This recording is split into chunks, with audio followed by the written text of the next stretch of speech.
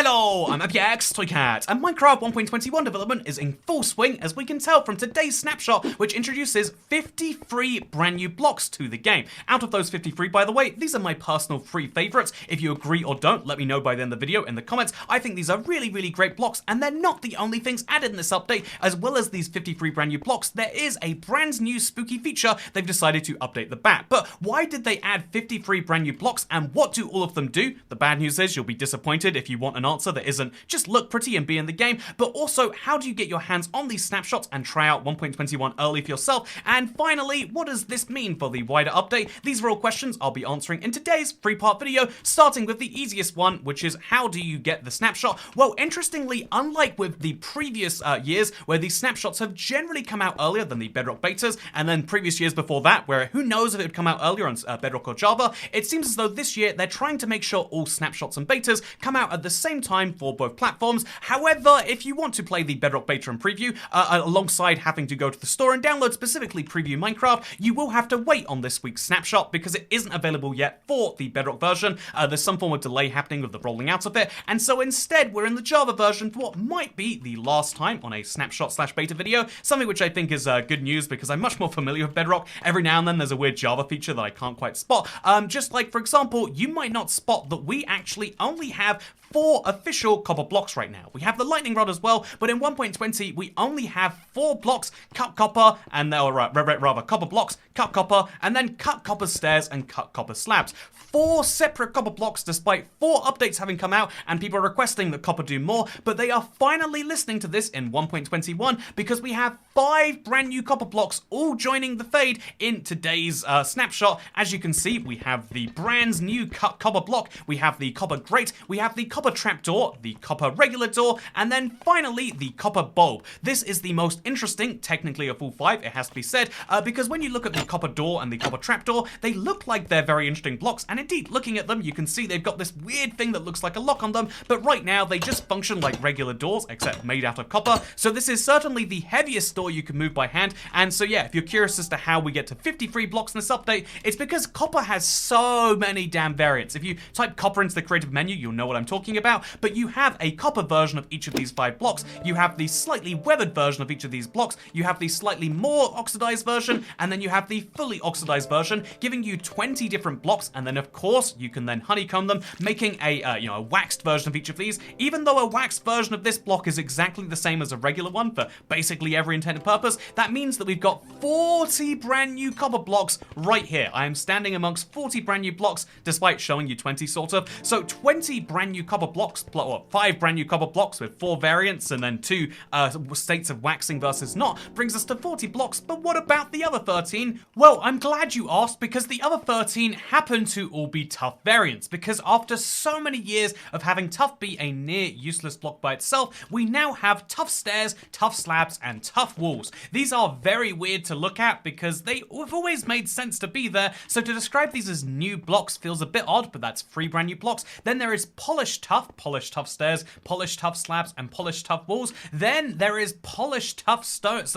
tough bricks, and then there's tough brick stairs and tough brick slabs and tough brick walls. And then finally we've got the chiseled version of both the polished tough and the polished tough bricks, leaving us with a grand total of 13 brand new blocks. Add it to the 14 to make tough, and you've got 14 different variants of just this block, which used to have 1. This is a huge increase in terms of numbers. However, every single one of these blocks, even though you saw their crafting recipes might change and be unique, basically are entirely aesthetic. I don't think anyone's surprised to learn that tough stairs or polished tough stairs exist solely to be as a staircase made out of stairs, but they do, and so that means that out of the 53 blocks in this update, almost all of them are effectively, like aesthetic only. They exist as things to look at and not really too much else. They are nicely designed textures. I really do like the tough brick, I have to say. However, in terms of actual feature performing, features, in terms of function performing features, I guess I should say, we really only have 2 in this update. One of those is the copper grate. The copper grate, if you're curious, allows light to pass through, but not anything else.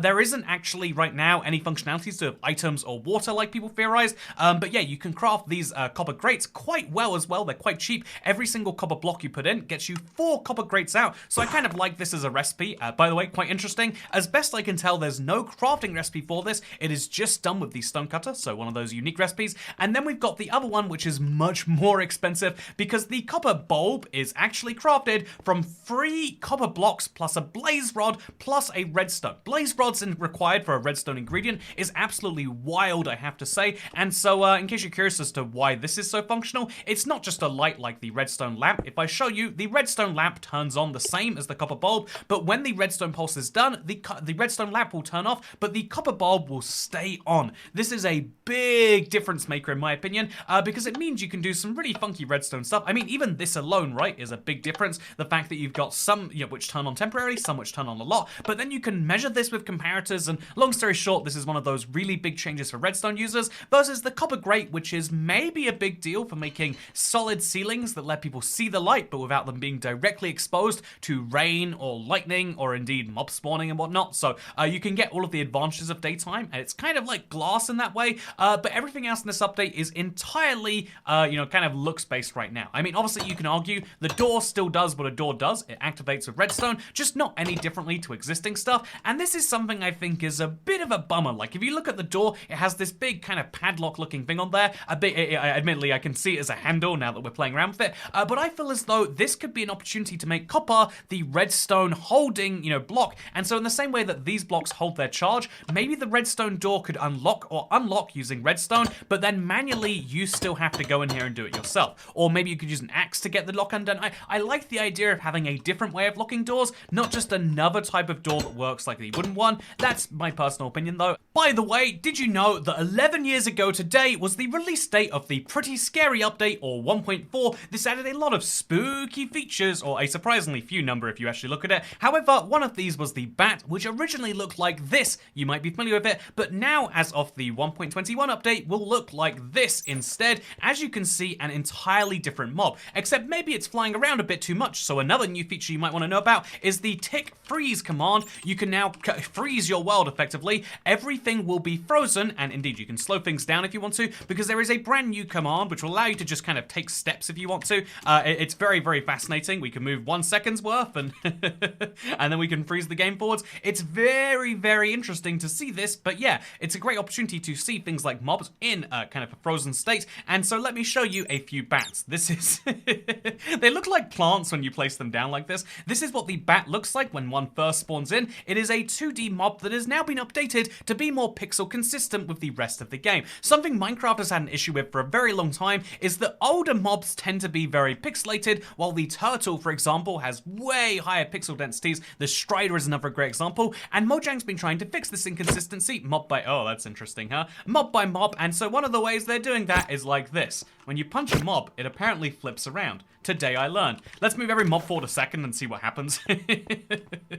But yeah, long story short, we have a brand new mob design, and if you want to play around with it, one of the most fun commands they've added is the /step one. This is one of the very few features. Everything else I mentioned so far has been Bedrock and Java. This is a Java Edition exclusive feature that I'm only playing around with because we're right here on the Java Edition, and it is very, very, very interesting to say. The fact that we can pick one tick as well means we can move everything one in-game, fraction of a second. Minecraft runs on like every 20th of a second, something happens internally, and although it smooths over with animations, it's still very interesting to see, right? So we'll do like 100 ticks now, and you can see the game happens for 5 seconds, and then it will, maybe after 100 ticks, it freezes. There we go. And so yeah, it's incredibly interesting to play around with, in my opinion. You can see stuff like farms work. You can, if you want, you can do, you can unfreeze the game. You can query what's happening. You can sprint. Oh. I want to know what that means, so one day, let's sprint, let's go. Okay.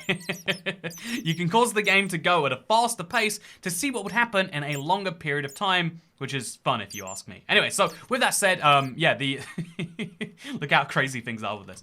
With that said, yeah, basically there is a brand new command, there is a brand new set of blocks, and of those new blocks, most of them aren't here to provide function, and my initial impression was that this wasn't such a bad thing. I mean, Minecraft has many blocks that exist purely for their aesthetic value. Think about concrete, no one cares about how you craft it, it's just a very useful, very colorful block that people use for all sorts of things, so why can't Tuff just fall into that same same camp, and if you do think about it this way, I think it's really good. 53 brand new blocks, or more realistically, something like 18 or so, depending on how you want to count things, but still, a bunch of brand new blocks that do really interesting things when you tile them together is absolutely an incredible piece of news. However, when I think about it a bit more deep than that, there has to be a really interesting reflection to say, wait a minute, so if this is such an important thing, if they're just purely aesthetic blocks and that's how they've always intended to be, why is it that we've had to wait so long to get the tough bricks and the polished tough? The only thing I can think of for these is that, well, logically, they wanted to have new blocks for the trial chambers, and so honestly, I think when it comes to like copper being scarce, everyone is just going to go to a trial chamber and mine the heck out of that thing. So I think they've done a really interesting thing here in making copper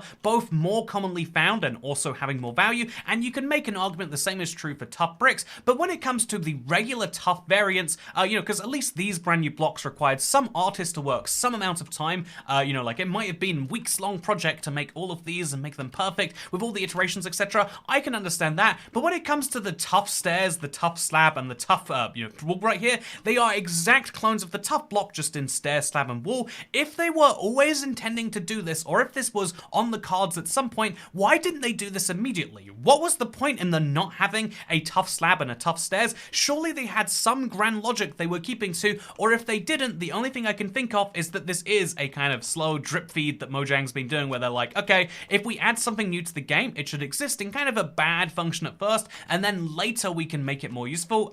That's how these blocks feel. I think the polished tough is a really nice evolving, if we already have these blocks, it'd be nice to see them evolved, but why didn't we already have these blocks? It seems like absolute insanity. I think the tough bricks are a really, really nice addition to the game, and I would have liked them in the game, not in 1.21, but maybe in 1.17.1. I mean, I'm just saying, there are so many great opportunities where they could have added these previously, and so I think overall, this is a thing about pacing more than anything else. Most people look at this update and say 53 blocks, that is huge, and I have to say, I agree with the idea. I like that Minecraft is going for this, attitude of don't announce everything all at once and then spend a year delivering it. They are saying, yeah, we've got a basic idea for trial chambers, the update is going to be themed around combat and changing stuff, but then through the snapshots, they're letting us, the community, decide what we think of the update, and it does seem as though this is working quite well. Mojang had a huge amount of hate for the open, transparent process of the mob vote, and I feel as though when you compare that to the process they're going through right now, because the tick speed's been turned off, there's no block breaking particles,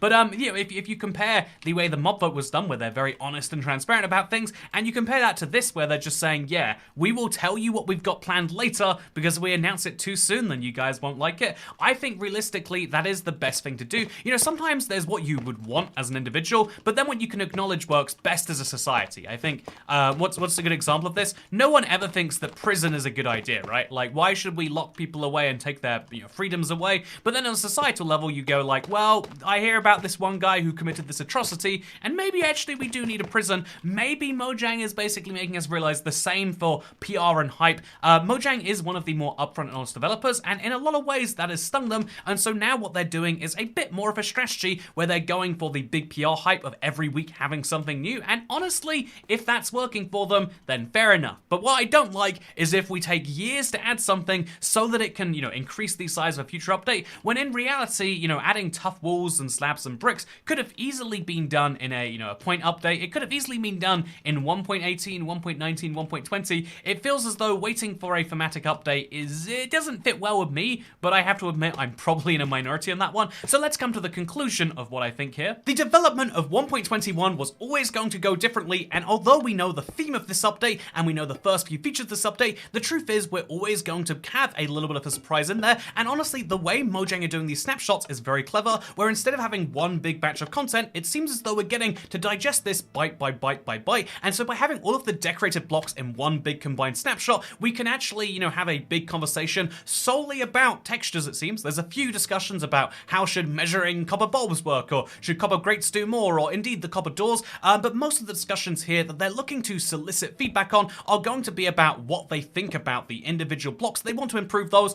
and indeed that's something I think a lot of people are going to have opinions on, but for now, for the rest of us, it seems as though we can say, yep, here are all the new aesthetic blocks. If you're into combat, if you're into adventuring, if you're into anything that involves the more practical side of Minecraft, mostly you look at this and say, yeah, that's fun. Those are some new blocks. I might use those at some point. Maybe like me, you're inspired to make an entire mesa biome out out of chiseled copper because you think that's a good idea, but ultimately this is making copper more useful, it's making tough more useful, and so it's hard to be against it. I just question, like, but we had those things come so long ago. Is there going to be, you know, like, Minecraft has said for years that there are things they don't do and they've got a really strict and rigid strategy, but when they go against that and say, oh yeah, the only reason we didn't do that is because later we had the plan, I question now, why don't we have calcite, stairs, and slabs? There's clearly not a great reason. They say crafted stone materials. Do they hold back content deliberately until there's a good update for it to make sense? That's how it's starting to feel right now, but I hope that I'm wrong about that. I hope I'm the only one that sees it, because I think 1.21 is shaping up to be great. I feel a bit weird about the way they're announcing things. I have to say, going through the video, the copper bulb really started to grow on me. If it wasn't so expensive, I'd probably be using it a lot more, but yeah, I'd love to know your opinions on that and how it changed. This is, of course, as always, just my first overview of the snapshot after going right into it. A deeper analysis on anything that we'll see over the week, I'll let you have to know about as we go through it. But for now, I hope you all enjoyed this video, and I'll see you for tomorrow's live stream. I'm thinking of streaming City Skylines too. It might be fun. Anyway, thank you for watching. I hope you all enjoyed, and I'll see you tomorrow, regardless of what that is. Bye.